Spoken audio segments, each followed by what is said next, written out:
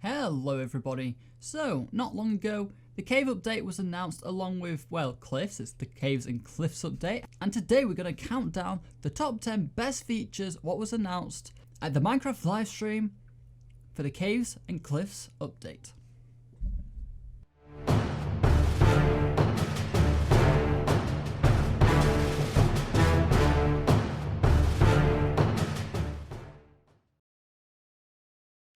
Number 10. So, number 10, it was going to go to the telescope. It's going to be a useful feature for anyone who, plays on Bedrock, plays on Minecraft Pocket Edition, but overall it's basically just Optifine. It's just the Optifine zoom, and for people who already have Optifine, it's not going to be a game-changing thing. In fact, you're not going to be able to see part of the screen. But overall, it's a very good addition because not everybody has access to the mod, and it will be very useful overall. And I'm curious as to see if you can zoom in with Optifine and then zoom in with the telescope, because that would be pretty funny if you could zoom in like ultra far. So overall, the telescope will be a great addition, and I can't wait to see it in the game. Number 9. The next thing will be the Lush Caves. So they basically said they're going to add new biomes to the caves, more diversity, stuff like that. Now we don't know what these biomes are except for one really, and that would be the Lush Caves. I like the look of them, I think they're pretty cool. I think it'll make the caves a bit more interesting, add a bit of spice. It'll definitely add a lot more life, and it does definitely add a few different type of plant blocks for anyone who wants to do a bit of gardening builds, or just do something with plant life, and they're definitely a great addition to the game, so I can't wait to see them come in. Number 8. So, number 8, I've decided to choose the bundles. Now, the bundles, we've already got shulker boxes, so we can already store lots of stuff. However, the bundles are definitely useful, because this has happened to me a few times where I've gone on adventures, or I've gotten lots of mob drops, and they've just sort of cluttered up my inventory. And the bundles are about to change that. Bundles are about to completely organize the inventory, make it a lot more tightly compact, not have to worry about tons of stuff plugging up your inventory and, just filling it up. Now, with bundles, you'll be able to take lots of different items and it won't clog up your inventory space, so it's definitely useful, and I'm glad it's coming in. But overall, it's a small feature, and we've got shulker boxes, so that's why it makes it as number 8. Number 7. So for the 7th place, I've chosen Archaeology. I think this is a good addition. I quite like it. I like the fact that you can get brushes and use them to uncover lost treasures. Now, they said this is in like the very early stages of development.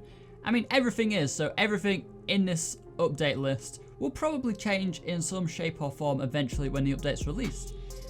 But the reason why I put Archaeology above Lush Caves, telescopes and bundles was because not only can you find rare artifacts, but it's also the potential of what it could bring. Because just imagine it, not only can you find artifacts to put it on pots and make nice little arty pots for your Minecraft bases and stuff, but you can also get a bit of treasure, like diamond blocks and emerald blocks, it seems from the video what they showed us. And not only that, think of the potential this could have. Think of the potential it could have later down in the update. Because thing is, what has everybody wanted for quite a long time, including myself?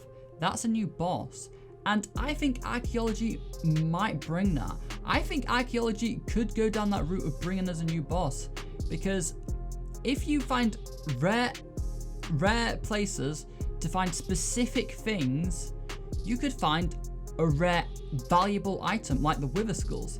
And with that valuable item, you could maybe construct a new ancient boss.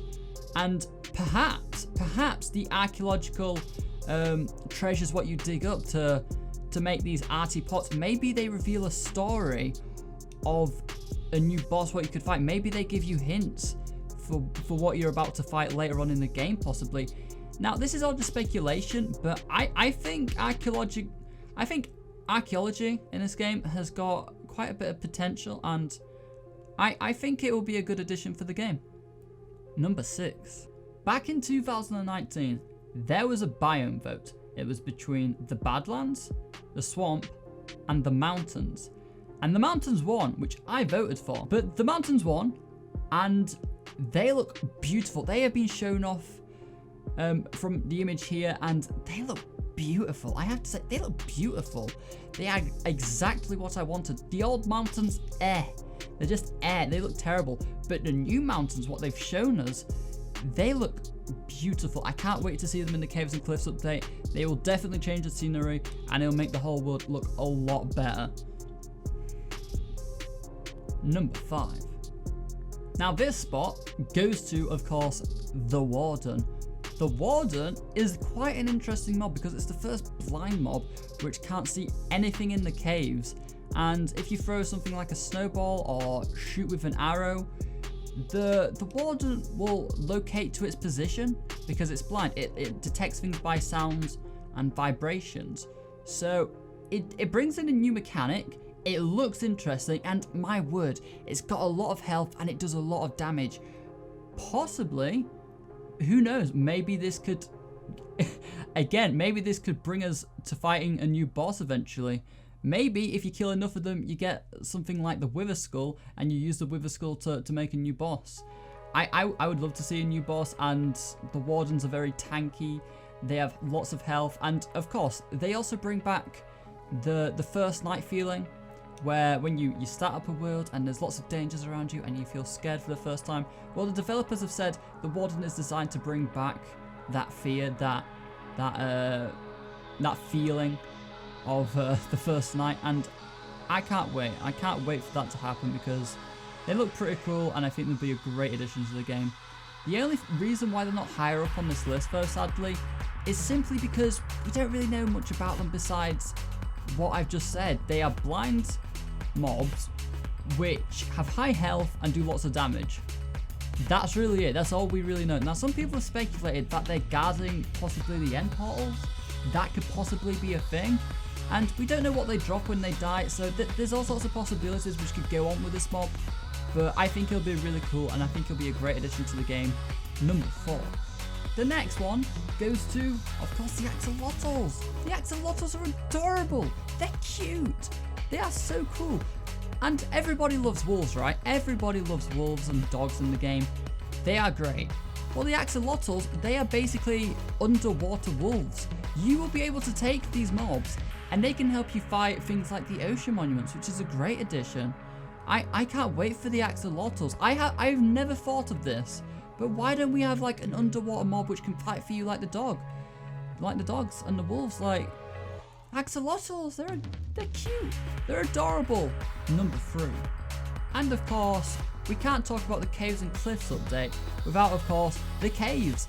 And this cave generation, it looks great. It's definitely the right direction of what we want. It's definitely the right direction. The caves are a lot more open. They look a lot more epic. They look a lot more renewed. They look a lot more refreshing. I love the stalactites and the stalagmites. It's a thing which people have talked about for a while, and people have debated, is it really a Minecrafty thing?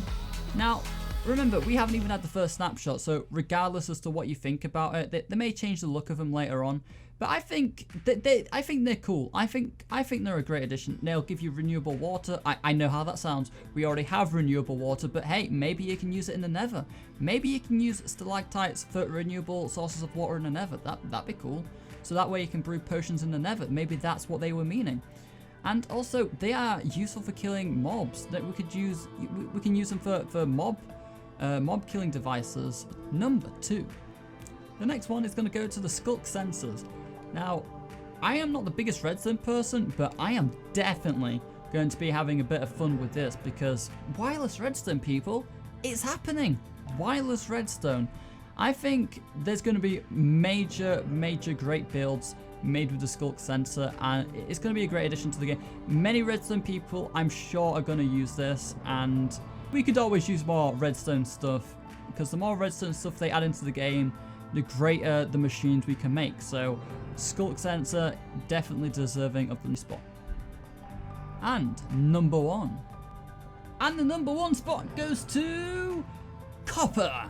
Yes, you heard it. Copper gets the number 1 spot because it's a new ore, which means it's gonna have a whole new crafting recipe set. Like it's gonna be probably like the iron bar. It's probably gonna be somewhat useful like the iron bar. The iron bar can craft all sorts and is a very precious and valuable resource in the game.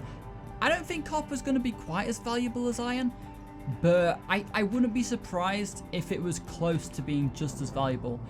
What we've seen so far is that it's not just a new ore, but it can also craft a new copper block, which could be very useful for builders.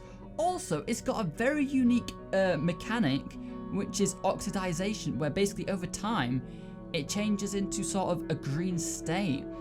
And it's interesting. Now, for anyone who's wondering, oh, I like the copper look, like the original bronze looking copper, why can't we have that?